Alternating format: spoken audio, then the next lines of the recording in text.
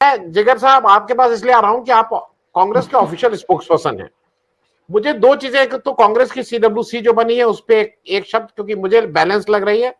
लेकिन एक चीज मैं और कहूंगा, और मैं जिसको देख रहा हूं कि कांग्रेस का जो मीडिया इन जनरल है, टोटल वो मीडिया हो, डिजिटल मीडिया हो, सोशल मीडिया हो, वो इस समय बहुत एग्रेसिव मोड में वो आगे चल रहा है। वो मैं इसलिए कह रहा हूं, दो ऐसे इंसिडेंट हुए।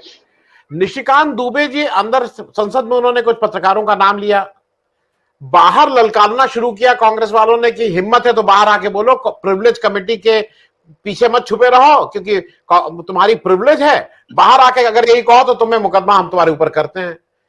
दूसरा, राज्यवर्धन राठौर ने अंदर झूठ बोला, पुराने मंत्री रहे हैं, ओलंपिक मेडल है, मेरा उनके लिए सम्मान इसलिए कि वो ओलंपिक मेडल रहे, इस देश को उन्होंने ओलंपिक मेडल दिखाया, और फौजी रहे हैं।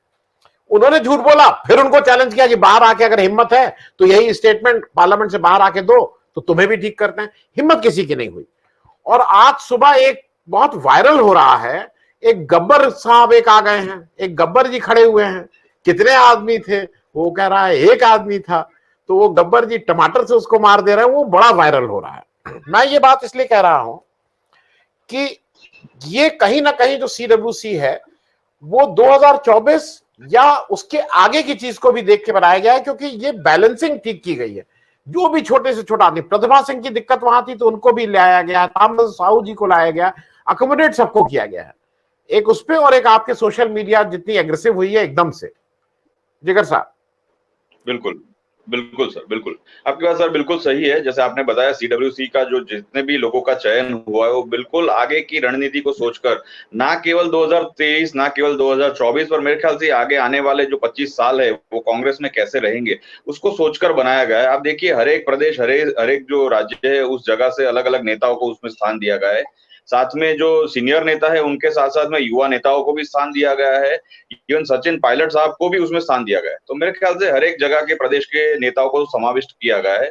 दूसरी आप सर एक चीज आप गौर करेंगे तो एक ये भी है कि जितने लोगों को सीडब्ल्यूसी में स्थान मिला है वो एक अलग अलग टीम दर्शाती है। जैसे इसको मैं 3-4 भागों में इंगित करता हूँ। एक चीज हो गई जैसे सीडब्ल्यूसी जिसमें अलग अलग जगह के नेता समाविष्ट है। दूसरी एक ऐसी टीम है जो कांग्रेस अलग रख के चल रही है, वो है अलग अलग जो भी प्रदेश है जहां पर कांग्रेस की सरकार है, वो सारे चीफ मिनिस्टर और उनकी जो कैबिनेट है, वो सारी टीम जो जनता के बीच जाती है और जनता में लोकप्रिय है और जो वोट लाने के लिए और जनता के साथ अपना जो सरोकार है उसको सही करने के लिए वहां पर काम करती है।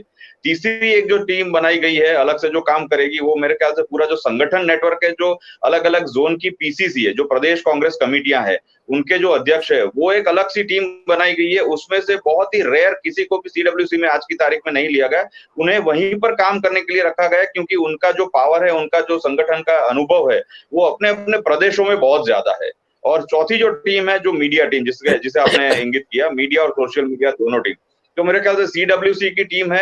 एक टीम है जो प्रशासन में, शासन में आज की तारीख में बैठी है, वो टीम है।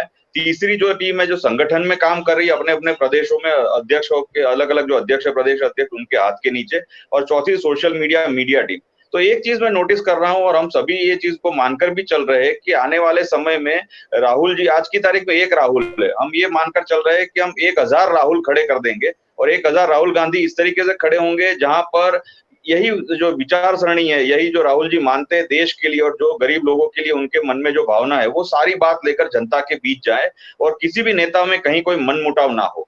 अब एक बात भी आपने नोटिस की होगी कि मनमुटाव वाले कोई भी नेता हो, आज की तारीख में सॉर्ट आउट किया जाता है वो मामला, कमिटीज बनती है, कमिटीज के अंदर ही बातचीत करके सॉल्व हो जाता है और बीजेपी वाले हाथ मलते रह जाते हैं। मोदी जी ने राजस्थान के ऊपर, अमित शाह जी ने भी राजस्थान के ऊपर बहुत चुटकियां ली। वो चुटकियां लेते लेते वो गेंद उनके पाले में कब जा गिरी, कब वसुंधरा राजे का नाम आ गया, वो भी पता नहीं चला। और आज की तारीख में वहां पर अपने संगठन को लेकर इतना परेशान है कि आगे जाकर इलेक्शन में क्या करेंगे, क्या रिजल्ट आएंगे, उसके बारे में वो आश्वस्त नहीं है। एक और चीज भी आपने नोटिस की होगी सर, जो आपने बताया उसी तरीके से, कि मोदी जी या अमित शाह जी आज की तारीख में बोलने में भी लड़खड़ा रहे। उनकी जो स्पीच हमने सुनी पिछले दिनों में, उसमें भी कहीं ना कहीं उनके जो शब्द है वो फंबल हो रहे हैं। एक अमित शाह जी का एक स्पीच वायरल हो रहा है जिसमें राफेल की बात वो कर रहे हैं, वो लड़ाकू शब्द तक ठीक से नहीं बोल पा रहे। वो लड़ाकू बोलते बोलते 5-6 बार बोल जाते, कुछ और बोल जाते, उसके बाद वो शब्द का सही प्रयोग करते। तो ये सब साफ दिखाता है, जैसे सुशील सर ने एक बात कही और प्रोफेसर अखिल स्वामी जी हमेशा सर जो कहते हैं कि राजनीति हो या कोई भी क्षेत्र हो, कोई अमर नहीं है।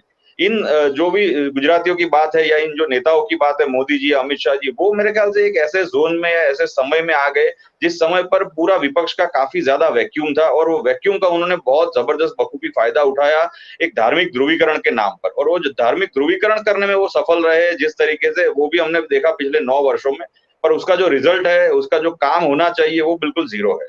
अब आपने 3 सी तक की बात तो मेरे ख्याल से हमारी डिबेट में हो गई। एक सीएजी आ गए, एक सीवीसी आ गया, एक सीजेआई आ गया। मेरे ख्याल से अब सब इनके सामने पड़े हैं जो एक एक जमाने में इनके कंट्रोल में हुआ करते हैं। अब मैं मानकर चलता हूं कि आने वाले 3 महीने के अंदर अंदर अगर सीबीआई ने भी अपनी परतें खोल दी, तो मुझे लगता है ये चौथा सी है, वो मोदी जी को और अमित शाह जी को झोला उठाकर भागने पर मजबूर कर देगा, अगर सीबीआई की भी अपनी कलई खोलने पर शुरुआत कर दी तो। मुझे लगता है ये सारी चीजें हो रही है, उनके अंदर अंदर भी बहुत सारे झगड़े हैं। नितिन गडकरी एक शायद ऐसा नाम है उनमें जिसको ये सोच रहे होंगे कि अगर मोदी जी नहीं चलेंगे तो गडकरी जी को आगे कर देंगे। अब वो ये नहीं समझ पाए होंगे, जो ये सोच रहे होंगे कि भाई मोदी जी इनका नाम भी खराब करने में समय नहीं बर्बाद करेंगे और ऐसा घोटाला सामने ला दिया।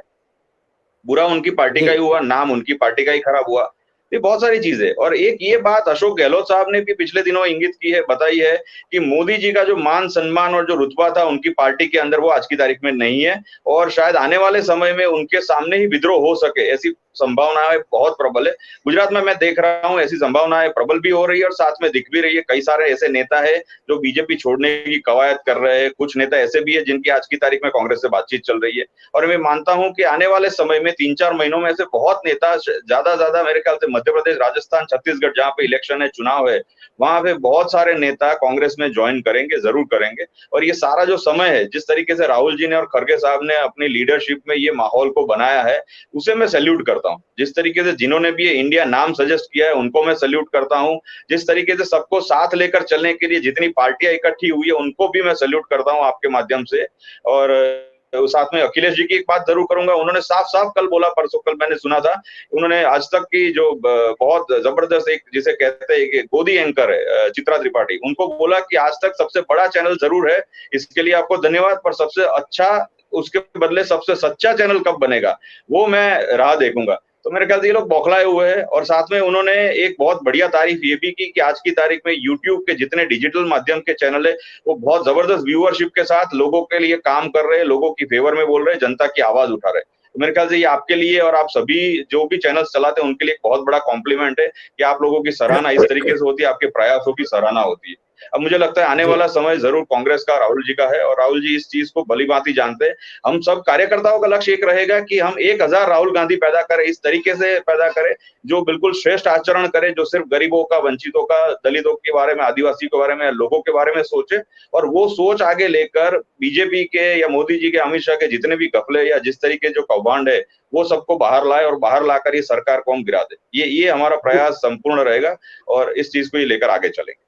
जी सर। जिगर जी, बहुत संक्षेप में, एक हमारे दर्शक पूछ रहे हैं कि जिग्नेश मेवानी जी कहाँ हैं। वो उन्होंने पूछा सीडब्ल्यूसी में नहीं है जिग्नेश, लेकिन जिग्नेश मेवानी आजकल कहीं एक्टिव हैं गुजरात में, ये किसी ने पूछा है। बिल्कुल सर, बिल्कुल मैं आपके श्रोता को जरूर बताना चाहूंगा, जिग्नेश मेवानी जी बिल्कुल एक्टिव है। कल शाम को ही मेरी उनसे बात हुई है, और आने वाले दिन मतलब कल सुबह 22 तारीख को एक ओबीसी समाज समिति सम्मेलन है हमारा, बहुत बड़ा, गांधीनगर में हमने धरने का कार्यक्रम रखा हुआ, एक बहुत बड़ा कार्यक्रम है जिसके अंदर सभी नेता सम्मिलित होंगे, और दलित समाज के लिए जितने प्रश्न है वो लेकर, चाहे गुजरात में हो चाहे राष्ट्रीय लेवल पर हो, वो आगे बढ़ रहे। तो मेरे ख्याल से जैसे मैंने शुरुआत में कहा सर, बिल्कुल ऐसा है, एक सीडब्ल्यूसी की टीम है, एक पूरी टीम की जो शासन जो कर रहे हैं अलग अलग जगह पे उनकी टीम है, एक पूरे संगठन की टीम है जो अलग अलग प्रदेश अध्यक्ष के हाथ के नीचे काम कर रहे हैं, और एक मीडिया और सोशल मीडिया की टीम है। अलग अलग टीम बनाकर जो जिसमें माहिर है, जिससे हम एसएमई कहते हैं, प्रोफेशनल बिजनेस लैंग्वेज में एसएमई मतलब सब्जेक्ट मैटर एक्सपर्ट।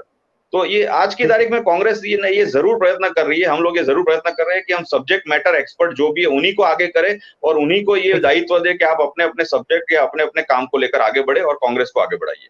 जिगर भाई, आपसे एक बहुत संक्षेप में, गुजरात में एक थोड़ा सा लोग ये कह रहे हैं कि गुजरात में शायद अगर आम आदमी पार्टी और कांग्रेस एक साथ लड़ती हैं तो रिजल्ट बेहतर होंगे। एक दूसरे पक्ष का कहना यह है कि कांग्रेस को विपक्ष का स्पेस कतई बीजेपी को कंसीड नहीं करना चाहिए, क्योंकि अगर वो एक साथ लड़ गए तो वोट की दृष्टि से ज्यादा फायदा बीजेपी को होगा। इस तरह की भी बात हो रही है। जरा ग्राउंड पे क्या है, not as Congress spokesperson, as Gujarat के लोकल पत्रकार के रूप में। बिल्कुल, बिल्कुल सर। नहीं, आपकी बात सही है और जो दर्शक ने भी बात उठाई वो बिल्कुल सही है कि अगर साझा होकर लड़ते हैं तो ज़रूर लड़ पाएँगे, पर विपक्ष में बैठने का अब कोई मेरे ख्याल से औचित्य नहीं बनता। तो कांग्रेस यहाँ पर जो आज की तारीख में कर रही है वो ये है कि हम अपना ग्राउंड बहुत मजबूत बना रहे, अकेले लड़ना पड़े अगर तो भी कोई दिक्कत नहीं है और अकेले लड़ना पड़े तो हर एक तबके में, हर जिले में हमारे कार्यकर्ता हो, सही-सही मीडिया, सोशल मीडिया सारी टीम हो, संगठन का काम चल रहा हो सही से और वो सारे लोग मिलकर लड़े और कांग्रेस को और हमारे विधायकों को जिताए, हमारे उम्मीदवारों को जिताए। ये पूरी प्लानिंग के तहत ही हम लोग जरूर प्लान करेंगे, उसमें कोई दो राय नहीं है।